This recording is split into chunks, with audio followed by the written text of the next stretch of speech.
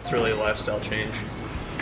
You really start in with more serious classes. There's a dress code for your classes. You're not just showing up in your sweats and your shirt and kicking back in your chairs.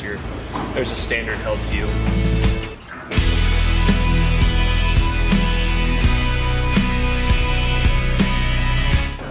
Probationary Firefighter Connor Routzon graduated from NJC in May of 2015.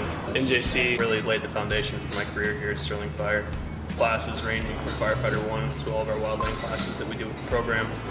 We're just really blessed to have such a great environment with the fire department helping out so much with the academy and with a lot of knowledgeable instructors. So there's a really cool opportunity that academy kids have when they're going through the FST program at NJC, and that's the opportunity to volunteer with Sterling Fire Department, and you're invited to come in and act as an integral role here at the fire department. And that it's a fantastic opportunity to come in and learn, and that's probably the reason why I landed this job.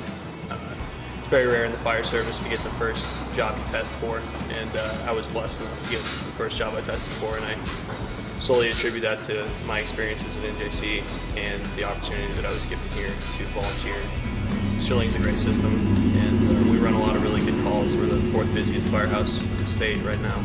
The routine medical and structure fires and the tour, and it's really exciting here. NJC, the 2 years I spent there was the most fun I've ever had. I went to CSU for 2 years as well, and then got the job here. But my best years, my best college experiences were all here at NJC, and it really built a lot of relationships that I maintain to this day with a lot of my closest friends.